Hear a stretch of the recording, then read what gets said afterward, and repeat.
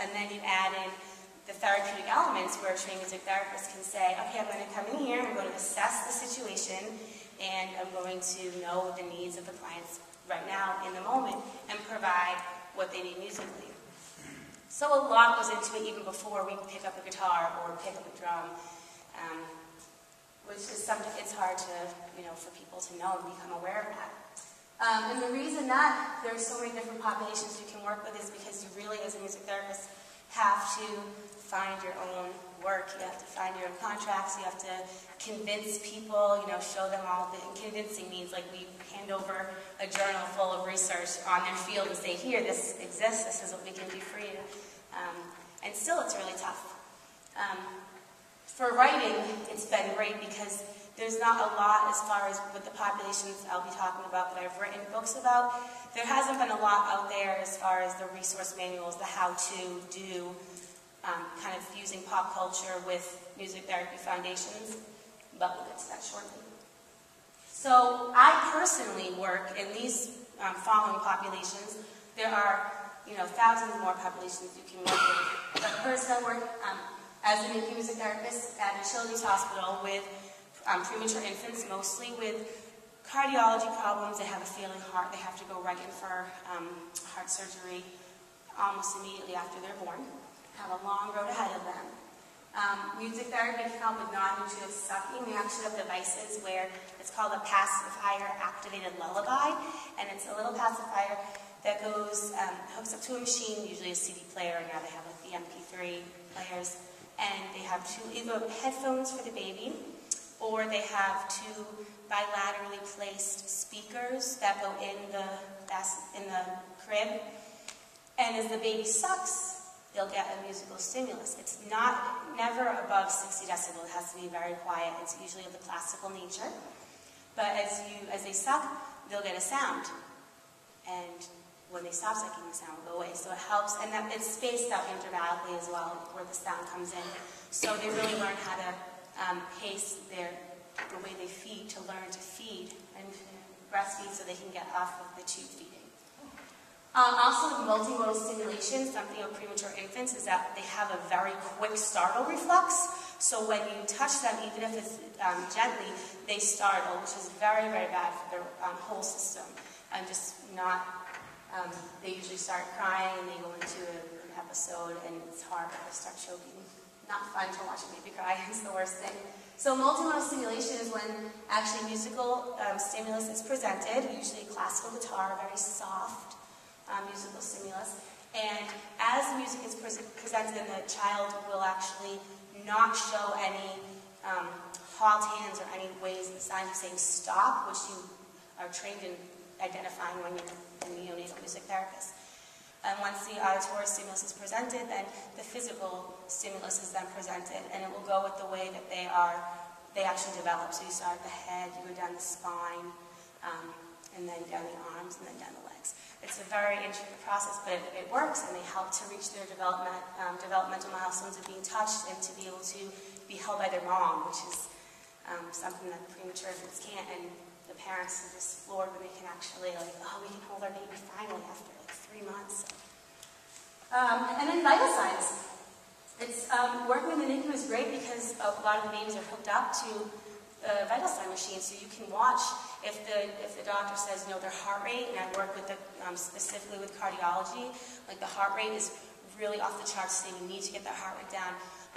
We use something called the ISO principle, where we'd start playing, we'd match the heartbeat with the beats per minute that we're playing to their heart rate, and then we'll start slowing it down.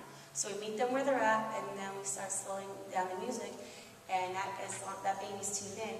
And it's so sure, 95, 99% of the time, the heart rate starts coming down. And you can actually see it on the monitors, and it's great because the doctors are in there and they're like, oh my goodness, this is so great, because they can't give those little kids a lot of the Valium and the medicine that they would use normally to make people slow down. Let's see. All right, so any questions about NICU MT? Music therapy and special education. This is used in music in classrooms, children with learning disabilities on the autism spectrum, to help express using music for social behavioral and support, so giving them a list of like, here's how you have a conversation, but we're not going to say to the child, you know, first we're going to look in the eye, and then we're going to like shake a hand, then we're going to smile. You put in a song, a sequential song for them, so each verse is another instruction to do, but they're singing it, and as they're singing it, they're singing with other friends, and before you know it, they're already engaging in like half of the things you're trying to get them to do, and then it's just everything there is icing on the cake.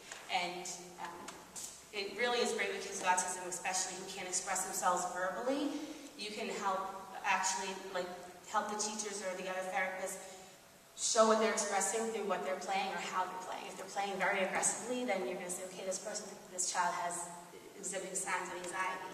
If they're playing very calmly, I mean, it seems like almost a no-brainer, but you'd be surprised a lot of the people who don't pick up on like the little things. They're looking for this like grand, you know, this grand gesture, and the child will like, it's the little things that really work.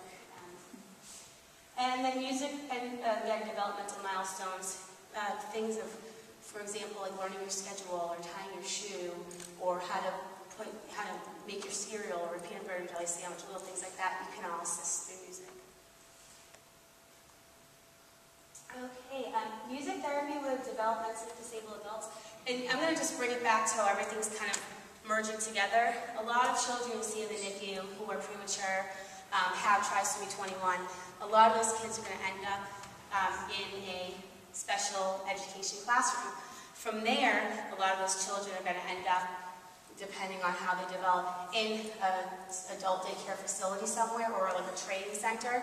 And I actually haven't seen anyone yet from the NICU, but a lot of the children that I've worked in the San Diego Unified School District have gone on to the one, it's like the major center for developmental disabilities there, and for adults it's a training center, and I'm the lead therapist there, and I see kids transition over, so I'm with them like 10th, 11th, 12th grade, and then the following fall they're in my center for training, so it's really great to see how they transition as opposed to other new people who come into the adult center who haven't ever had music. It's a lot smoother transition, and it has to do a lot with familiarity, like they know my face, but it is really, it's interesting to watch that process. So again, just everything's preparing you for something else. Life skills, so this is a training center where you learn about life skills, appropriate interactions with people, verbal and physical, like it's not okay to hit if you're upset. These are things that adults are still learning, things that we might take for granted. Anyone have any friend or relative who has a developmental disability that you've had first-hand experience with? If you volunteer somewhere, okay, so using music to help build the initial relatability is great, just finding out what kind of music they like, and then I learned a lot of like Miley Cyrus and I don't know, Jonas Brothers for this population, because it's like the new hip stuff. You gotta stay up on your popular music, definitely. And then job training, so like how to get to a job, so we could put like that into a song, or what you would do once you get to a job, what's appropriate once you get there. And conflict resolution, huge in every population, children in schools, adults with developmental disabilities, older adults. Conflict resolution is big. The older they get, and they're like in the assisted living facility, like wailing canes at each other. You really have to like calm them down sometimes with music. And with older adults, older adults are great because they're living longer and longer, and they're healthy, and they love to do like fun things. They love to drum. I do a lot of drum circles with older adults, and it's wonderful, especially with Alzheimer's and dementia. When the brain starts to be affected by Alzheimer's and dementia, the brainstem is the last thing to go. If you have severe damage to your brainstem, you're a vegetable. So rhythm is definitely stored in the brainstem, and that's why the adults with the most severe and profound, like final stages of Alzheimer's, can play a drum and rhythm together. So drumming is excellent for older adults.